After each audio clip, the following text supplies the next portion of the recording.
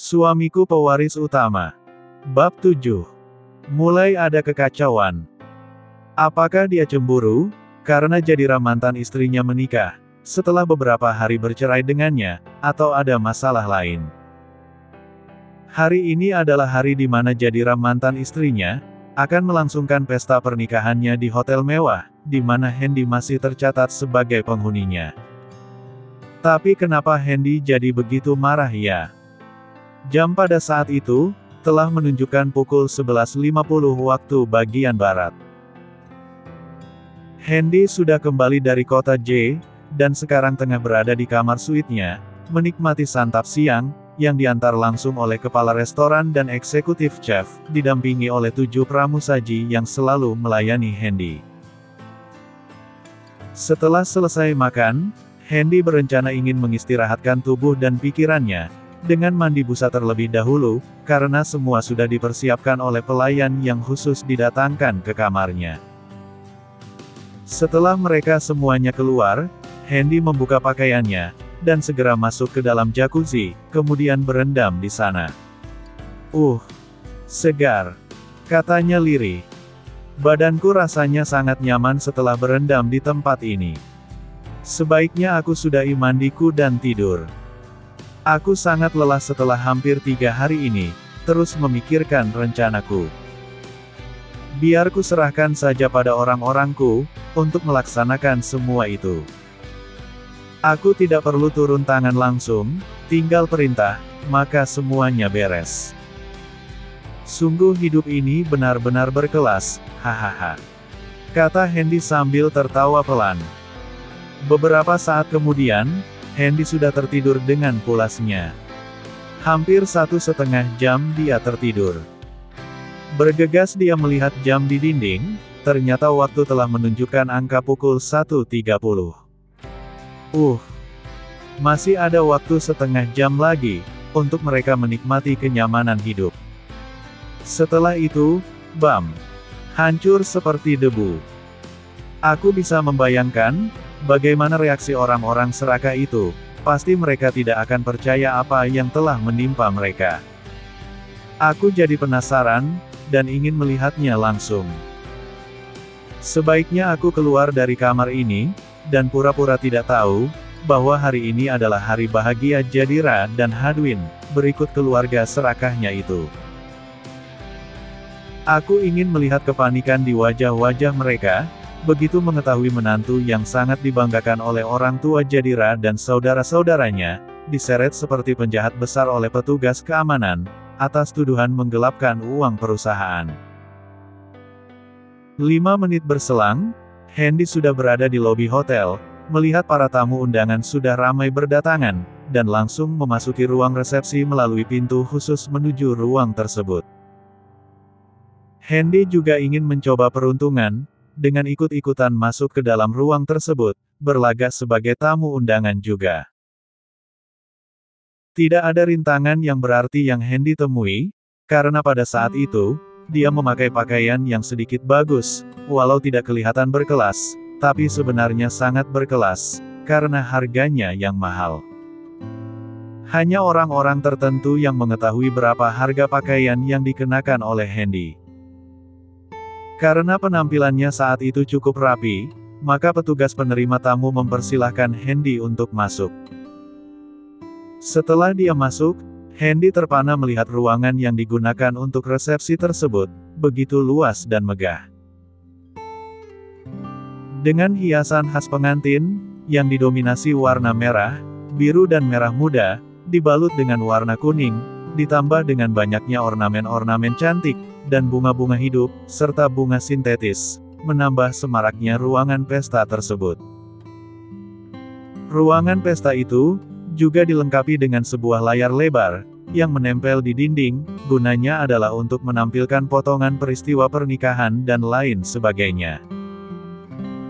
Ketika tengah asyik menikmati kemegahan ruangan itu sambil berjalan pelan, Hendy dikejutkan oleh sebuah suara yang tiba-tiba terdengar di belakangnya. "Berhenti!" Teriak sebuah suara yang menggelegar dari belakangnya, hingga membuat tamu undangan menoleh ke tempat peristiwa itu terjadi. Siapa yang mengizinkanmu masuk ke ruangan ini? Dasar pengemis. Keluar. Kau tidak pantas berada di sini. Kau hanya akan membuat tamu-tamu terhormatku muntah, karena melihatmu. Cepat panggil penjaga, untuk menyeret gelandangan ini dari sini. Teriaknya keras sambil menunjuk-nunjukkan tangannya ke arah Handy. Handy membalikkan badannya, dan melihat orang yang barusan menegurnya adalah Hadwin, musuh bebuyutannya, salah seorang yang menjadi targetnya untuk dihancurkan, malah dia ditempatkan pada urutan pertama dari rencana penghancuran tersebut. Handy hanya tersenyum, mendapat teguran yang sangat merendahkan dirinya itu. Ketika Handy ingin menjawab, dari samping kanan dan kirinya, berkelebat sepasang tangan, yang akan menamparnya secara bersamaan. Handy bukanlah orang lemah, yang gampang untuk disentuh, apalagi dilukai. Dengan sedikit mencondongkan kepalanya ke belakang, tamparan tersebut lewat begitu saja, dan hanya mengenai angin. Melihat tamparan mereka tidak mengenai sasaran, membuat orang yang akan menamparkan tersebut menjadi murka, kemudian mengeluarkan kata-kata kotor kepada Handy, untuk melampiaskan kekesalannya. Ternyata kau masih hidup, kata salah seorang wanita yang mau menamparkan Handy tadi. Dasar sampah, gelandangan, pengemis, benalu, laki-laki tidak berguna. Bagaimana kau bisa masuk ke ruangan ini? Tak tahukah kau, bahwa tempat ini hanya untuk orang-orang terhormat seperti kami? Kau tidak diundang. Kenapa berani masuk ke ruangan resepsi ini? Kau itu siapa, dan kenapa berani masuk ke sini tanpa diundang? Apakah kau ingin memunguti sisa-sisa makanan dari kami? Ini adalah ruang resepsi pernikahan anakku Jadira, kau itu bukan siapa-siapa lagi. Keluar. Kau tidak dibutuhkan di sini, teriak seorang wanita berpakaian mewah, yang di sampingnya juga ada seorang wanita muda, yang juga berpakaian mewah. Mereka yang barusan ingin menamparkan Handy adalah Everly ibunya Jadira, dan Calista, mantan adik iparnya. Sementara mantan mertua laki-lakinya tidak kelihatan, mungkin sedang tidak berada di ruangan itu. Hadwin yang punya hajat, semakin geram dan muak dengan tingkah laku Handy, yang tidak tahu malu tersebut, padahal hari ini adalah hari bahagianya bersama dengan istrinya Jadira, yang sudah dinikahi dengan mahar tinggi. Tapi kehadiran Handy telah membuat pesta pernikahannya menjadi kacau. Karena Handy dengan tidak tahu malu ikut masuk ke dalam ruangan tersebut, sebagai tamu tidak diundang. Sebenarnya Handy bukan bermaksud untuk mengacaukan pesta itu, tapi dia hanya ingin melihat bagaimana situasi yang akan terjadi, ketika si sombong Hadwin dibawa paksa oleh petugas keamanan untuk mempertanggungjawabkan perbuatannya. Tapi begitu dia masuk ke dalam ruangan itu, perhatiannya teralihkan oleh kemegahan ruangan pesta tersebut, walau dia tahu semua itu adalah miliknya. Sebuah ruangan yang khusus didesain oleh pemilik Hotel Bintang 5, untuk tempat melangsungkan pesta berskala besar, dan khusus untuk orang-orang kaya saja. Ruangan itu berada di lantai 2, mengambil tempat hampir mencapai seperempat ruangan lantai tersebut. Ruangan yang didesain khusus untuk acara pesta. Jadi tidak heran ruangan tersebut sangat megah dan mewah, entah berapa harga sewa ruangan itu. Ketika tengah asyik menikmati kemegahan dan kemewahan ruangan itulah, Handy terlihat oleh Hadwin, Everly juga Calista. Apa yang kau tunggu? Cepat keluar sebelum aku panggil petugas keamanan untuk mengusirmu dari sini. Hadwin semakin marah melihat Handy tenang-tenang saja, dan seperti tidak menganggap mereka ada. Aku juga diundang oleh Jadira, untuk datang di pesta pernikahannya. Handy mengarang cerita, sebenarnya dia hanya ingin mengulur-ngulur waktu saja, sampai orang-orangnya datang. Aku tidak mengundangmu, dan aku tidak mau kau datang mengotori pesta pernikahanku ini. Tiba-tiba terdengar sebuah suara yang mematahkan alasan Handy datang di pesta tersebut. Oh ho! Ternyata kau Jadira, kukira siapa? Jawab Hendy cuek. Sedikitpun tidak ada tersirat sisa-sisa cinta di matanya, malah seperti menyiratkan aura kematian begitu memandangnya. Sudah hilangkah rasa cinta, sayang, dan perhatian Hendy pada mantan istrinya, yang dulu selalu diperlihatkan padanya? Kau kira kau siapa ha? Kau tidak berhak berkata seperti itu. Dasar laki-laki sampah. Sebaiknya kau pergi sebelum kesabaranku habis. Tantang seorang pria muda berpenampilan parlente, yang ternyata adalah Garvin, musuh bebuyutan nomor 2-nya. Aku laki-laki sampah, lalu kau sendiri apa, bangkai? Celetuk Hendy sekenanya, tidak ada rasa takut sedikitpun pada Garvin. Kurang ajar. Beraninya kau. Teriak Garvin emosi dan merasa terhina. Dia berniat maju untuk menampar Hendy, tapi dia teringat betapa kuatnya Hendy, waktu dia mengalahkan para penjaga keluarga Wolf dengan mudahnya. Garvin membatalkan niatnya untuk menamparkan Hendy, dan diam tanpa bersuara lagi. Pada saat itu, 4 orang petugas keamanan hotel, dan 4 orang pengawal keluarga Wolf datang tergesa-gesa. Mereka datang atas laporan dari salah seorang tamu undangan, bahwa telah terjadi kekacauan di ruangan pesta. Petugas keamanan hotel tersebut, belum pernah melihat Hendy, dan tidak mengetahui siapa Hendy yang sebenarnya. Melihat petugas keamanan hotel datang, seluruh tamu yang hadir menjadi lega, pasti orang yang telah membuat pesta ini menjadi kacau dan terkendala, akan dipaksa keluar, dan syukur-syukur masih hidup setelahnya. Bagus sekali kalian datang. Cepat bereskan pengemis ini, dan seret dia, serta patahkan tangannya. Seru Hadwin senang. Seorang petugas keamanan sekilas memandang ke arah Hendy, lalu dengan pongahnya melangkah ke arahnya, sambil mengayun-ayunkan tongkat penjaganya di udara. Ketika jaraknya tinggal 1 meter dari Hendy, tanpa babi bu, dia langsung mengayunkan tongkat kebanggaannya ke arah kepala Hendy. Dan, buk, plak, ark. Sesosok tubuh tampak terhuyung mundur ke belakang, sambil memegang dadanya, mulutnya terlihat mengeluarkan darah yang lumayan banyak, akibat terkena pukulan dari seseorang dengan tenaga yang cukup kuat. Melihat salah seorang anggotanya terluka, akibat terkena pukulan di dada juga di wajahnya, 3 temannya murka, lalu salah seorang dari mereka berkata dengan nada yang tidak sopan kepada Hendy. Kurang ajar. Beraninya kau melukai anggota keamanan hotel ini. Kau tahu, kau sedang berada di mana? Ha? Aku tidak peduli dengan siapa dan di mana aku saat ini, yang ku tahu ada orang yang akan melukaiku, apakah aku harus diam saja, dan membiarkan kepalaku bocor atau pecah? Jawab Hendy acuh. Kau tidak berhak membela atau beralasan apapun. Kau telah mengacau di ruangan ini, maka sebagai penjaga keamanan hotel, kami bertanggung jawab untuk membuat hotel ini aman dari gangguan. Sekarang menyerahlah dengan berlutut, kau akan kami periksa, kalau kau beruntung, kami akan melepaskanmu. Ujarnya dengan gaya arogan, sambil menunjukkan tongkatnya ke arah Hendy. Menarik, benar-benar menarik. Seorang satpam yang tidak tahu dengan siapa sedang berbicara saat ini, berani menggertak dan mengaturku, bahkan menyuruhku untuk berlutut. Kau pikir kau mampu untuk memprovokasiku? Hendy benar-benar muak dengan kesombongan petugas keamanan hotel tersebut. Diam kau. Sebaiknya kau jangan melawan, ketika aku dan teman-temanku menangkapmu nanti. Gertak satpam itu penuh percaya diri. Begini saja, kau kalahkan aku dulu.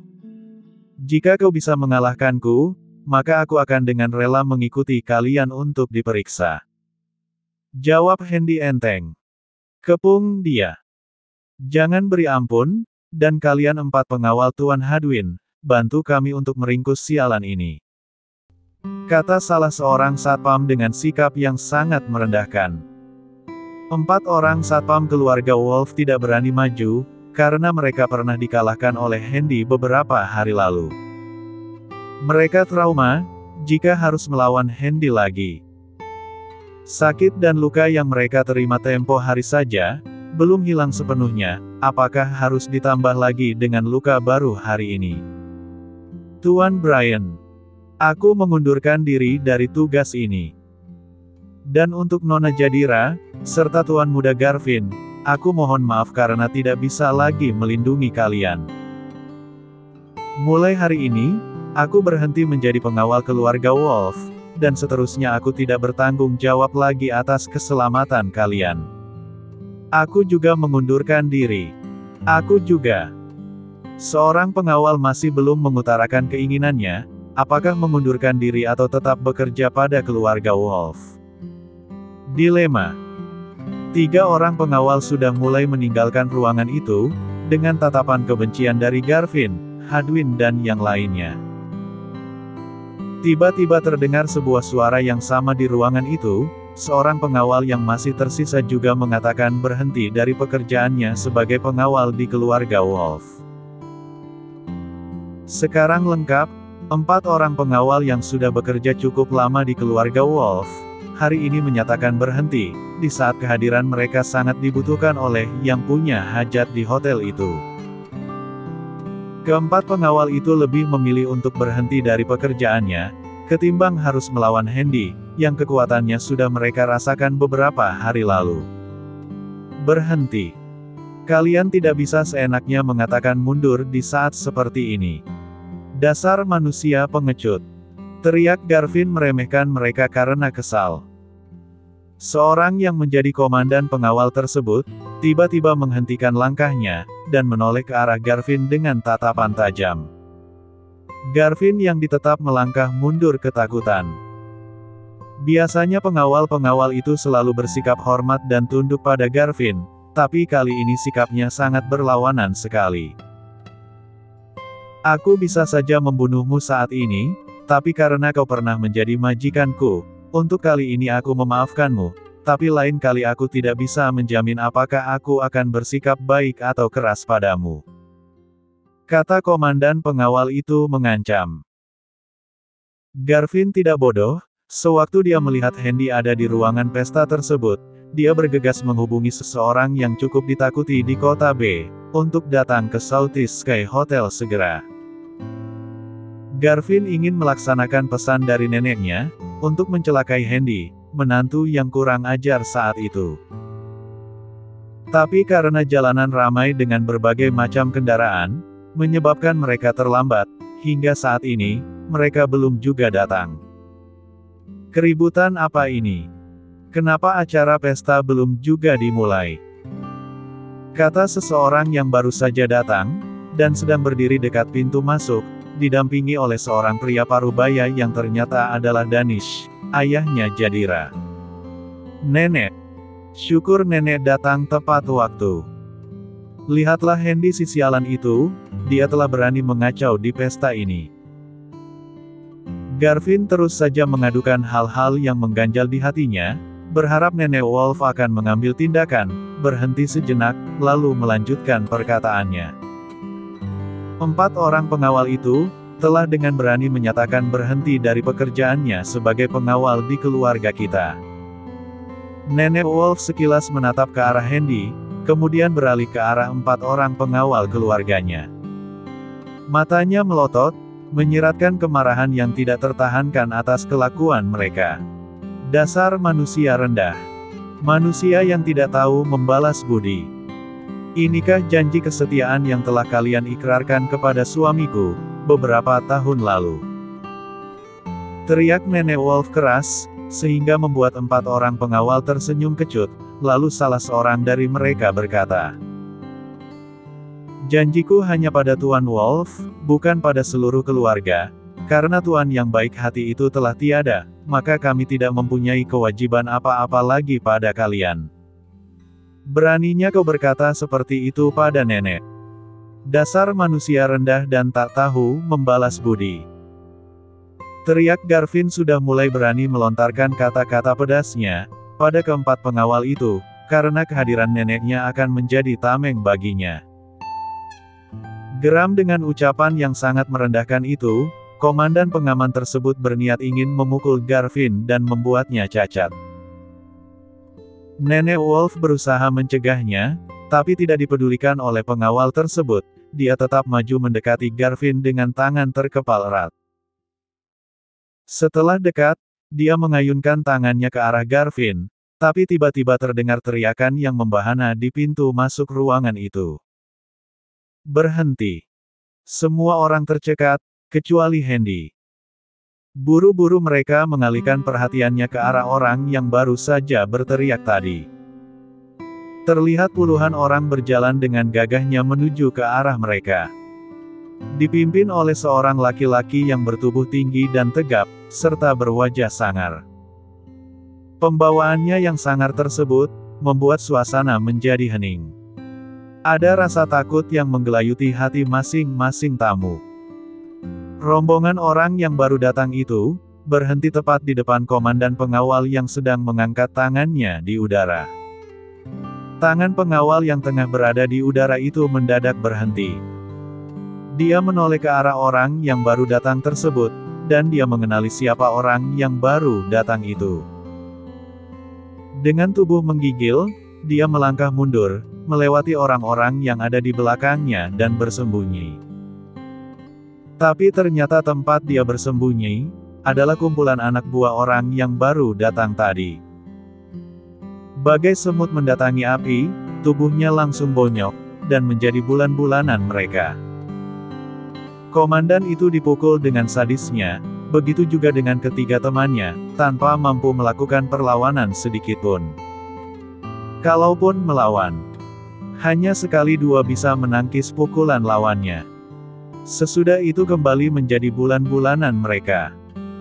Setelah puas melakukan penganiayaan, tubuh keempat pengawal itu dilemparkan ke sudut ruangan, pingsan. Kemudian orang berwajah sangar itu, mengedarkan pandangannya ke seluruh ruangan, dan berhenti ketika melihat Jadira yang sedang mengenakan pakaian pengantin yang sangat mewah. Sejenak dia mengagumi kecantikan Jadira, dan berniat ingin memilikinya suatu saat nanti. Sementara Handy diam saja. Ikut membaur dengan tamu undangan lainnya, walau agak terpisah dari mereka. Dalam diam itu, Handy berpikir, kenapa orang-orang yang ditugaskannya lambat datang? Apakah ada masalah yang mereka temui? Tuan Brandy, syukur Anda datang tepat waktu, kalau tidak, aku akan celaka, kata Garvin kegirangan. Dia berpikir dengan kedatangan Brandy, semua masalah akan terselesaikan dengan mudah. Semua tamu undangan yang mendengar Garvin memanggil orang yang baru datang dari itu dengan sebutan Brandy, menjadi sangat terkejut. Mereka tidak menyangka, orang yang selama ini menjadi momok menakutkan di kota B, karena kekuasaannya, muncul di depan mereka. Siapa yang tidak mengenal Brandy, si ketua gangster dunia hitam, dan penguasa pasar gelap, yang bermarkas di bawah tanah, dan mempunyai anggota sebanyak 2.000 orang, yang tersebar di berbagai tempat. Kalau Garvin bisa mendatangkannya, tentu saja hubungan mereka tidak main-main. Biasanya orang yang memerlukan tenaganya, adalah orang yang mampu membayar dengan harga tinggi, apalagi dia sendiri yang turun tangan. Siapa di antara kalian yang bernama Handy? Ujarnya bertanya dengan suara menggelegar. Semua orang memandang ke arah Handy, terutama Hadwin, Jadira dan Garvin. Mereka serentak menunjukkan jarinya ke arah Handy dengan harapan, agar dia cepat diatasi. 3 orang satpam hotel maju melangkah dan berkata, dengan suara yang dibuat sewibawa mungkin. Terima kasih atas kedatangan kalian, tapi karena ini ruangan resepsi, mohon Anda mundur, dan biarkan kami yang mengatasi sialan itu. Brandy, jangankan menyahut, memandang pun tidak ke arah pengawal yang sedang berbicara kepadanya, dia hanya memberi kode pada satpam itu untuk menyingkir. Petugas keamanan tersebut akhirnya sadar diri, lalu mundur ke belakang. Pandangannya tak lepas dari sosok Handy, yang menjadi puncak kericuhan di pesta itu, auranya penuh dengan dendam dan kebencian. Kalau saat ini tidak ada mereka, ingin rasanya mencincang tubuh Hendy, hingga menjadi serpihan-serpihan kecil. Hendy yang ditunjuk oleh orang-orang di ruangan itu, masih tetap cuek dan tenang-tenang saja, tidak ada tergambar rasa takut sedikit pun di wajahnya. Orang-orang pun menjadi heran dengan sikap Hendy, walau mereka ada yang tahu tentangnya, tapi melawan sekian banyak orang, tentu saja dia akan kalah, apalagi dengan hadirnya ketua mereka, Brandy. Sekarang rasakan kau Hendy. Kali ini, kau tidak akan lepas dari tangan mereka. Batin Nenek Wolf senang, karena dia sudah dikasih tahu oleh cucunya, tentang sepak terjang Tuan Brandy itu. Atas dasar apa kau berani mengacau di ruangan ini? Tanya Brandy ketus dengan aura yang menakutkan, tapi bagi Hendy itu hanya mainan anak kecil saja. Hendy dengan acuhnya menjawab, kau tidak perlu tahu apa urusanku. Kau urus saja apa yang menjadi urusanmu. Brandy berusaha menahan kemarahannya. Biasanya dia tidak kenal ampun pada musuh-musuhnya. Brandy hanya takut pada beberapa orang, yang sebisa mungkin dihindari untuk berurusan dengannya. Bahkan dia sanggup berlutut di kaki mereka, untuk memohon ampunan padanya. Oh begitu. Menarik, baru kali ini ada orang yang berani meremehkan perkataanku. Aku mau tahu, apa kekuatanmu sekotor mulutmu yang bau itu? Hendy tidak menanggapi lelucon yang dilontarkan oleh Brandy, tapi perkataannya kali ini sangat memprovokasinya. Aku tidak ada urusan dengan cecunguk sepertimu. Sebelum terlambat, ku sarankan, sebaiknya kau nyah dari hadapanku. Kalau tidak, hahaha. Baru kali ini ada orang yang berani mengancamku. Aku Brandy, Raja Dunia Hitam, pemilik geng Elang Hitam, ingin merasakan kekuatan tanganmu. Aku ingin tahu, apakah tanganmu sekuat mulut busukmu itu, ujar Brandy sambil memberi isyarat kepada anak buahnya untuk maju. Hendy yang melihat anak buah Brandy maju mengepungnya, berkata dengan lantang, agar semua mendengar perkataannya. Dasar manusia badak, tidak tahu bahasa manusia mulia sepertiku. Aku tidak mau membuat ruangan ini hancur, tapi karena kau yang memulai, maka aku tidak akan segan-segan lagi. Aku datang ke sini dengan baik-baik, ingin melihat suasana pesta, tapi tak kusangka, ternyata pestanya Hadwin dengan wanita jalang itu. Kurang ajar, dasar sialan. Ku bunuh kau setan. Teriak Nenek Wolf emosi. Anggota keluarga yang lain, begitu mendengar ucapan Hendy, juga emosi dan marah, apalagi Jadira. Sabar Nek, ingat kesehatanmu.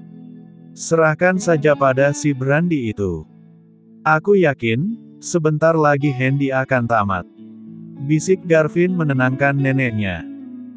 Sementara itu, 10 orang anak buah Brandy sudah mengepung Hendy, dan langsung melancarkan serangan dari berbagai sisi.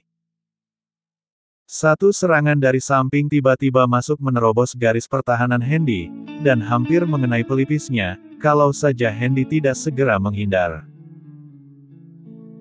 Geram dengan serangan curang itu, Hendy mengambil posisi menghadap pembokongnya, pukulannya mulus masuk ke arah ulu hati penyerang tadi, sehingga membuat orang tersebut terlempar jauh, dan menabrak tamu hingga jatuh.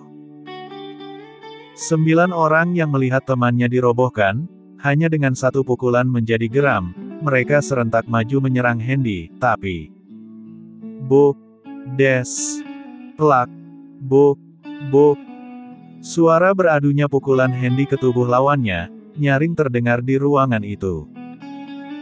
5 orang musuh berhasil dipukul mundur, hingga terjatuh dan tidak bangun lagi, 4 orang yang masih tersisa menjadi gentar, dan menghentikan gerakan mereka, tapi sudah terlambat.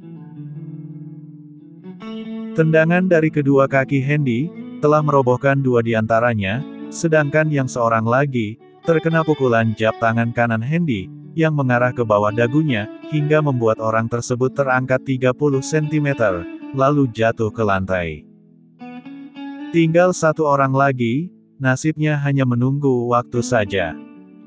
Handy meringsek ke arahnya dengan kecepatan tinggi, dan melakukan tendangan menyilang ke arah kepala musuhnya, tapi... Des! Tendangan Handy dihalau dengan tendangan juga, ternyata yang menyelamatkan sisa satu anggota geng itu adalah Brandy. Aku terkejut. Ternyata kau kuat juga. Tak kusangka, 9 orang terbaikku, kau jadikan samsak hidup. Aku jadi penasaran, siapa kau sebenarnya? Brandy diam sesaat, sambil mengamati tubuh Handy dalam-dalam. Sejujurnya dia sangat terkejut melihat kekuatan Handy. Orang-orang yang melihat kejadian itu pun ikut terkejut, tak menyangka, Handy bisa mengalahkan orang-orang kuat itu, tanpa terluka sedikitpun. Hadwin yang melihatnya juga terkejut dan berpikir, mengapa anak buah Brandy tidak berkutik ketika menghadapi Handy? Sekuat itukah dia? Tak kusangka, ternyata orang yang selama ini aku provokasi, ternyata sekuat itu. Kalau aku terus memprovokasinya, aku tidak tahu apa yang akan terjadi padaku. Walaupun Brandy itu kuat, tapi lawannya kelihatan lebih kuat. Aku berharap, agar Brandy bisa mengatasi Handy, dan secepatnya menghabisinya. Acaraku telah terganggu, walau baru akan dimulai setengah jam lagi, tapi ada aura bakal gagal, kalau si Brandy itu tidak mampu mengatasi Handy, si gelandangan itu. Setelah puas mengamati tubuh Handy, dan mengukur kekuatannya, Brandy berkata, "Aku tidak akan membunuhmu, tapi aku ingin kau bergabung denganku, dan menjadi anjing pengawalku. Kau tidak perlu sopan seperti itu padaku, yang perlu kau lakukan adalah, segera tinggalkan ruangan ini, dan bawa anggotamu yang lemah itu, sebelum terlambat." Kurang ajar. Kau pikir kau itu siapa ha? Teriak Brandy lantang, sambil melayangkan pukulannya ke arah dada Handy, tapi Handy sudah mengantisipasinya dengan baik. Ketika pukulan itu tinggal berapa inci dari dadanya, Handy menekuk dadanya ke belakang, yang sebenarnya posisi itu sangat merugikannya, tapi dia punya rencana lain. Brandy yang menyadari pukulannya meleset, dan melihat Handy mundur, menjadi girang, karena posisi seperti itulah yang diinginkannya. Dengan beringas dia melayangkan pukulan tangan kirinya, yang masih bebas ke arah kepala Handy yang condong ke depan, tapi perkiraannya salah, bukan menghindar dari pukulan itu, Handy malah membenturkan kepalanya dengan tangan kiri Brandy, hingga terdengar bunyi krak dan plak. Ark! Tangan kiri Brandy terkulai, akibat berbenturan dengan kepala Handy, dan mulutnya berdarah akibat ditampar oleh Handy, ternyata keras juga kepala Handy. Dari mana dia belajar semua itu? Kepala lawan kepalan tangan, logikanya, kepala tersebut yang akan benjol, ini malah pergelangan tangan yang patah. Sungguh tak masuk akal. 3 orang satpam yang melihat kejadian itu bergidik ngeri, berpikir kalau itu dia, tentu mereka sudah mati dari tadi. Mereka membatin tentang Handy dan berkata, ternyata dia sekuat itu. Mereka telah memprovokasi Handy sejak dari awal. Sekarang setelah melihat betapa kuatnya Handy, satpam arogan tersebut menjadi ketakutan, dan diam-diam menyelinap keluar, untuk menyelamatkan diri. Pengecut dan tidak bertanggung jawab. Itulah gelar yang pantas disematkan pada ketiganya. Mereka meninggalkan satu temannya yang sedang terluka, yang masih tergeletak di lantai, mereka hanya memikirkan diri sendiri. Garvin, Hadwin, Nenek Wolf, Jadira, Everly dan Calista, serta yang lainnya, hanya melongo melihat kejadian itu. Mereka tak habis pikir, dari mana Handy mendapatkan kekuatan seperti itu. Padahal dulu Handy terkenal lemah dan menyedihkan, tapi sekarang, untuk kedua kalinya, dia berhasil membungkam mulut orang yang selalu menghinanya. Brandy yang mengalami patah tangan dan mulut berdarah, Bukannya mundur, tapi malah berniat untuk membunuhnya Handy.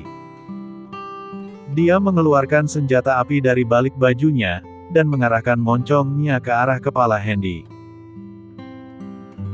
Pelatuk pistol yang ada di jari telunjuknya, sebentar lagi akan ditarik, tapi sebelum semua itu terjadi, tiba-tiba terdengar suara tembakan teredam, dan mengarah ke senjata yang dipegang oleh Brandy, hingga membuat senjata itu jatuh ke lantai. Setelah itu, lebih dari 100 orang masuk ke dalam ruangan, dan menambah sesak di dalamnya. Untung saja ruangan itu cukup luas, sehingga mampu menampung banyak orang. Rata-rata tubuh orang yang datang itu kuat dan tegap, mereka segera membentuk barisan di kanan dan kiri, seperti menunggu seseorang untuk lewat. Handy yang melihat itu hanya tersenyum, dia membatin, inilah saatnya. Bersambung.